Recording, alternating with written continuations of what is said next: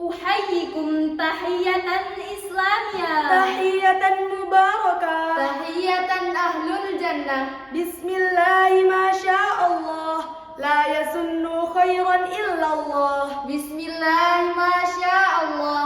La yasihu su'a illallah. Bismillahi masyaallah. Maka nabi ni'matin faminallah. Bismillahirrahmanirrahim. Ajibu hadas salam. Assalamualaikum warahmatullahi wabarakatuh. Alhamdulillahilladzi 'allama bil qalam, 'allamal insana ma lam ya'lam. Alhamdulillahilladzi arsala rasulahu Muhammadin khairul ana' aliman bashiran wa nadhiran wa da'iyan ila Allah bi'idhnihi wa sirajan muniran.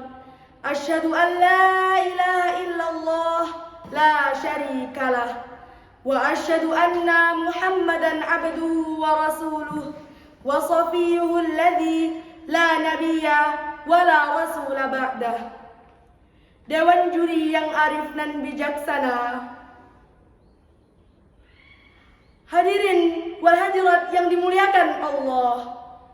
Profesor Dr. B.J. Habibie mengatakan, setidaknya ada 5 kelemahan yang harus kita hindari, yakni lemah harta, Lemah visi, lemah ilmu, lemah semangat hidup, dan yang sangat ditakutkan ialah lemah akhlak. Kelemahan akhlak merupakan masalah besar yang sedang dihadapi generasi zaman sekarang. pergaulan semakin bebas, teknologi semakin ganas, Merupakan penyebab terbesar melemahnya akhlak seseorang. Maka dari itu hadirin, pada kesempatan kali ini kami akan menyampaikan syarah berjudul keserasian akidah dengan akhlak seseorang. Akidah dan akhlak merupakan 2 aspek kehidupan yang tidak bisa dipisahkan. Mereka saling berkaitan satu sama lain. Semakin baik akidah seseorang, pasti akan semakin baik pula akhlaknya. Kami merujuk pada Quran Surah Al-Ankabut ayat 45. A'udzu billahi minasy syaithanir rajim. Bismillahirrahmanirrahim. Utlu ma uhiya ilaika minal kitabi wa aqimis shalah. Innas salata tanha 'anil fahsya'i wal munkar wa ladhikrullahi akbar wallahu ya'lamu ma tasna'un.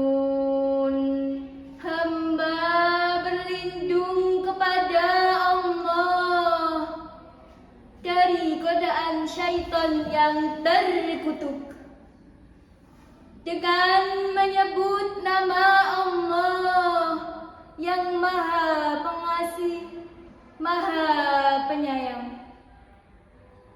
Bacalah kitab Al-Quran yang telah diwahyukan kepadamu Muhammad, dan laksanakanlah sholat.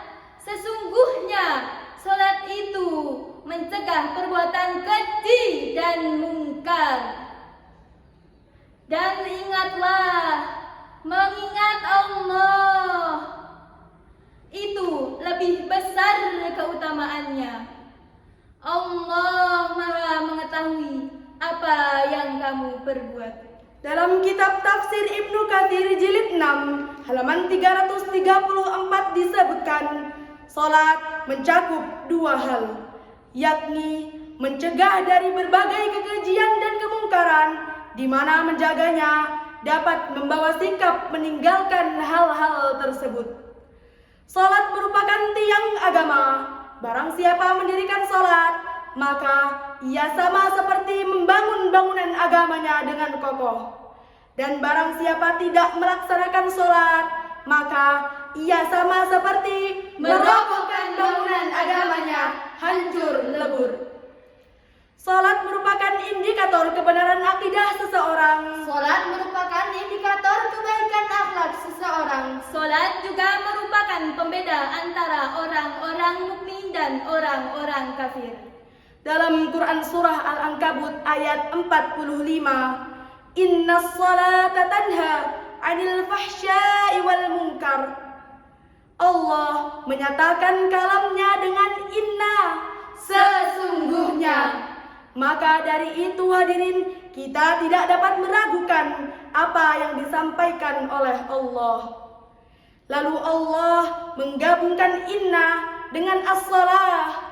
As-salah tertulis menggunakan alif lam ma'rifat yang menunjukkan kekhususan salat. Tidak semua salat dapat mencegah pelakunya dari perbuatan keji dan mungkar.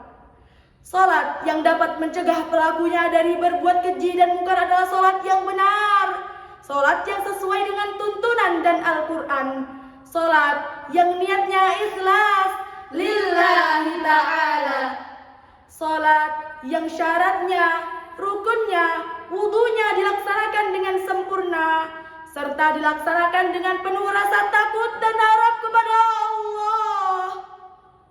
Hadirin, perbuatan keji dan mungkar adalah bentuk kelemahan akhlak seseorang. Perbuatan keji adalah perbuatan yang bersumber dari syahwat manusia, seperti LGBT, pornografi, porno aksi, dan perkataan tak terpuji. Sedangkan perbuatan mungkar adalah perbuatan yang bersumber dari nafsu perut dan akal manusia, seperti mencuri, korupsi, berselisih, dan berdusta. Ketika seseorang memperbaiki akidahnya, maka ia akan tercegah dari kelemahan akhlak.